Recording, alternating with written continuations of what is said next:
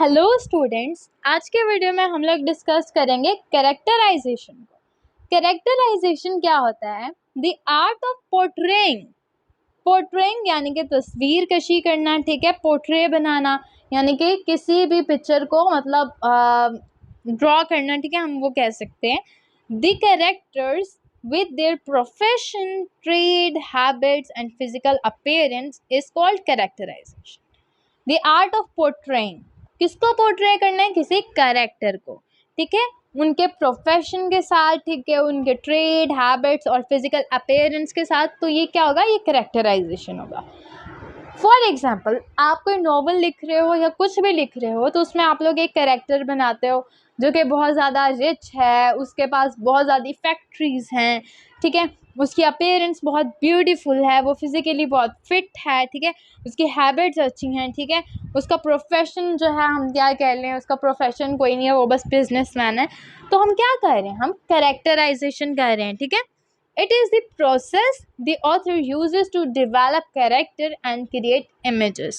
और ये एक ऐसा प्रोसेस है जो कि हर ऑथर इससे गुजरता है, इसको डेवलप करके एक कैरेक्टर बनाता है इसके ज़रिए और इमेजेस बनाता है, जिसकी वजह से जब भी हम कोई स्टोरी पढ़ते हैं तो हमारे दिमाग में हूबहू सेम टू सेम वैसा ही कैरेक्टर क्यों मतलब आ जाता है कि हाँ वो ऐसा होगा वैसा होगा, ठीक है। तो वो क्या है? वो हमारा जो ऑथर है उसका आर्ट ऑफ कैरेक्टराइजेशन बहुत परफेक्ट है, जो हम इमेजिन कर सकते हैं उस कैरेक्टर को। तो नेक्स्ट चलते हैं। नेक्स्ट अगर हम देखें तो हमारे पास कैरेक्टराइजेशन के 5 वेज आ जाते हैं, 5 रास्ते आ जाते हैं, ठीक है। तो उनको हमने देखना है कि वो क्या क्या हैं। An acronym PARIS can help you recall the 5 methods. PARIS यानी कि P for physical description, A for action, I for inner thoughts, R for reaction and S for speech. ये एक वर्ड है जिसको आपने याद रख लेना है, तो आपको याद रहेगा P फॉर फिजिकल अपीयरेंस कह लें, physical description, A for action, I for inner thought, R for reactions, S for speech. तो सबसे पहले हमारे पास पैरिस में P है, तो P में क्या है? Physical description. फिजिकल डिस्क्रिप्शन में the characters physical appearance is described. तो इसमें करेक्टर की फिजिकल अपीयरेंस को हम बताता है author. For example, the characters might be described as tall, thin, fat, pretty, etc. which might be told the color of hair or something about the clothing of the character. जिसमें हम मतलब जो author है वो ये भी बता सकता है कि उसके हेयर कलर क्या है, वो किस तरह के कपड़े पहने हुए हैं कैरेक्टर ने। How the character dresses might reveal something about the character. और वो किस तरह ड्रेस अप अपने आप को करता है, तो वो काफ़ी कुछ रिवील करता है कैरेक्टर के बारे में। अगर तो वो कोट वगैरह पहन रहा है तो हम कहेंगे may be he is a businessman और अ जॉब डूइंग पर्सन। या तो अगर वो कोई फटे पुराने कपड़े पहन के फिर रहा है तो हम कहेंगे शायद बेचारा गरीब होगा, ठीक है। तो फिजिकल डिस्क्रिप्शन हमारे दिमाग में एक बहुत बड़ा क्या कह रहे हैं, सबसे पहला जो इमेज बनाता है ना, तो वो फिजिकल डिस्क्रिप्शन ही बताता है। पैरिस में P होगा। A फॉर एक्शन है, तो एक्शन में क्या आता है? Action, attitude, behaviour. एटीट्यूड और behaviour is revealed through characters action. तो जब कोई कैरेक्टर अपना एक्शन करता है, फॉर एग्जाम्पल वो जा रहा था, उसकी किसी से टक्कर हो गई और उसने उसको सॉरी बोलने के बजाय उससे लड़ना शुरू कर दिया, तो ये क्या है? उसका एक एक्शन है जो कि हमें उसका बिहेवियर बता रहा है कि जो हमारा कैरेक्टर है वो बहुत रूड है, ठीक है। या तो वो कैरेक्टर किसी से उसकी टक्कर होती है तो वो बोलता है सॉरी, आई एम सॉरी, तो हम कहेंगे मे बी हमारा जो कैरेक्टर है उसका बिहेवियर बहुत ज़्यादा पोलाइट हो।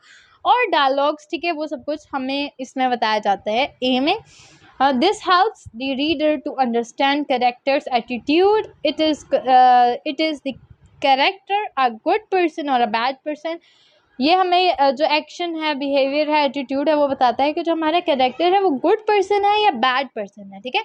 हम उसको अंडरस्टैंड कर सकते हैं उसके एक्शन के थ्रू। थर्ड पैरिस में हमारे पास आ जाता है I।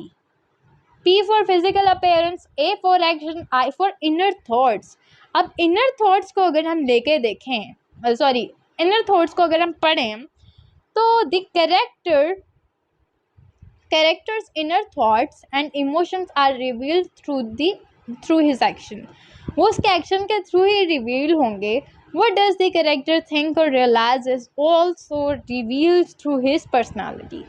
अब मैं आप लोगों को एक एग्जांपल मैंने आप लोगों को दिया है कि उसके किसी से टक्कर हुई, उसने उसको आई एम सॉरी बोल दिया, लेकिन अब वो आगे कैरेक्टर जब जा रहा है तो वो खुद ब खुद कुछ सोच रहा होगा, पता नहीं उसको नज़र नहीं आ रहा था, मैं इतना मतलब तैयार होके जा रहा था और उसने मेरा सारा ख़राब कर दिया। तो वो जो इनर थॉट सोच रहा है, तो वो भी हमें हेल्प आउट करेगा कैरेक्टर को जानने में, ठीक है, कि वो किस किस्म की पर्सनैलिटी का मालिक है। थर्ड पर हमारे पास आ जाता है पेरिस में फोर्थ पर आर को अगर हम देखें तो हमारे पास है इफेक्ट ऑन अदर्स और व्हाट द अदर कैरेक्टर से and feel about this character. Reaction में यानी कि जो अब हमारे पास जो हमारा कैरेक्टर है वो जब और लोगों से मिलता है तो उनका क्या मतलब रिएक्शन होता है, इसको देखकर वो क्या फील करते हैं, क्या बोलते हैं इसके बारे में, तो वो हमें रिएक्शन में पता चलेगा। लास्ट पर पेरिस में हमारे पास बच जाता है एस को अगर हम देखें, what is the character says about says provide a great deal of insight for the reader. जो रीडर है उसको काफ़ी ज़्यादा अंदाज़ा तब भी हो जाता है कैरेक्टर का जब वो बोलता है। The character might speak in a shy quite manner और इन नर्वस मैनर। किस तरह वो बोलता है, क्वाइट मैनर में बोलता है, नर्वस मैनर में बोलता है, या तो वो बहुत ज़्यादा इंटेलिजेंट है या तो बहुत ज़्यादा कॉन्फिडेंट है, वो क्या है, तो वो उसकी स्पीच में आएगा। तो ये थी 5 वेज ऑफ कैरेक्टराइजेशन। आप लोगों ने अगर कोई भी स्टोरी लिखनी है तो आप लोग इसमें से किसी भी तरह बता सकते हो, या तो आप लोग फिज़िकल डिस्क्रिप्शन बता दो, या तो आप लोग एक्शन बता दो, या तो आप इनर थॉट्स बता दो, या तो लोगों का रिएक्शन बता दो, या तो आप उसका स्पीच का कोई बता दो कि वो किस तरह बोलता है, तो सबको अंदाज़ा हो जाएगा कि ये कैरेक्टर किस तरह का है। तो thank you so much for watching this video. अगर वीडियो पसंद आई है तो चैनल को सब्सक्राइब कर दो, वीडियो को लाइक कर दो, कोई भी प्रॉब्लम है तो कमेंट कर दो।